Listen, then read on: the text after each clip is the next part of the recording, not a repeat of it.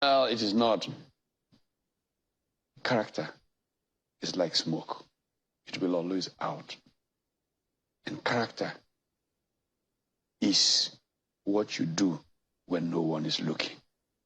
So you can look at how people have conducted themselves, and you can see those who are principled, and you can see those who use principles as excuses. Let me ask you, and let's gauge the support that the Obidati or the Labour Party movement is getting today. For example, the Afenifere leaders or the Afenifere as a group, how much of vote command do they have? How do you count votes? They constitute a moral authority. You know, one of the best writings on leadership, by the way, by the great James McGregor Barnes, the ultimate book, Leadership, talks about moral authority as the essence. And it talks about the intellectual as a leader, for example, and it talks about moral authority. Afenifere has moral authority. And when you combine that moral authority with the fact that they've been able to build a very clear alliance with Pandev, with the Middle Belt, and together they have been speaking on this matter along with Ohaneze Ndibu. You will see that there is a certain body of opinion in Nigeria. These are major stakeholders who say this is what is principled, this is what is right. It seems to be some kind of a Milocom principle too. Well, I don't know what you say. Yesterday it was okay in Milocom when it was Jonathan. And, oh, a Milocom, you know, it was okay.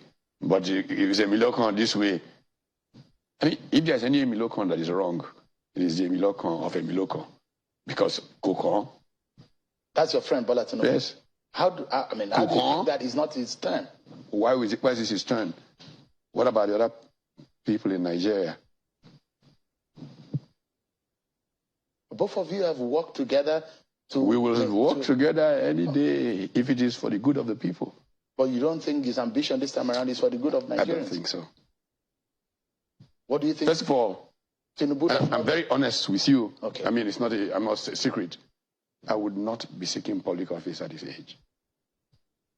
And if you see, I told my children, if after my 70th birthday I'm running around and this is, here's a paper, tell the people that, look, our father has a retrogressive distance, we want to confine him. Certain things are good for certain times. Just a personal principle. I'm not saying it has to apply to everybody. But our country has suffered so much from having ailing leaders.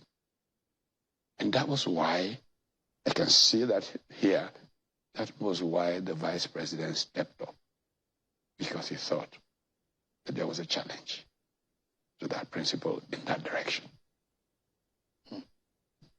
And you think, aside the vice president Oshibajo, another person on that bill probably is not fit? Is that what you think?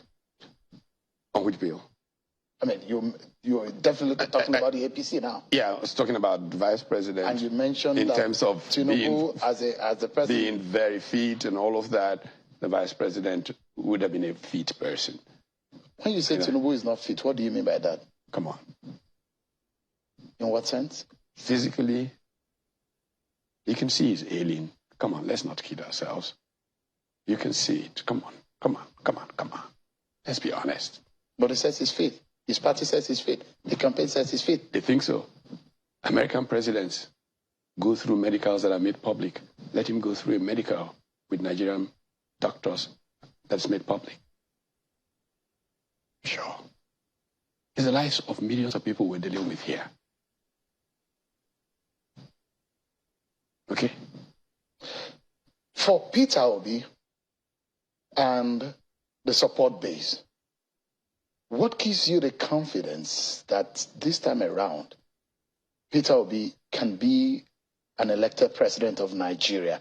Does he have the requisite support that can win him a presidential seat in this country? First of all, you miss a trend going on worldwide. Okay? And let me tell you about that trend. Italy has just voted a far-right prime minister.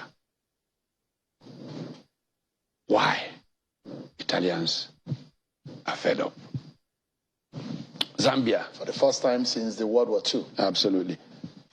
Zambia showed the fed-upness of the people when they elected their current president. Kenya showed that they were tired of the existing order. I think politicians should learn something, that the people have had enough of politics that does not work for them. The people in Nigeria are really angry.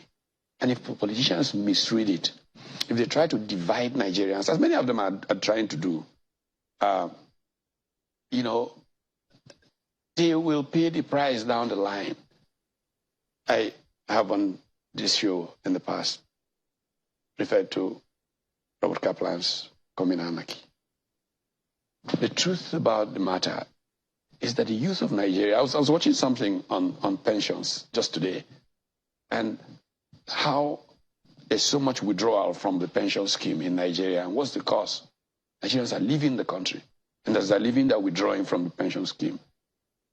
So there's such a momentum of Nigerians exiting Nigeria that a politician that thinks it doesn't matter that the people are fed up with the political order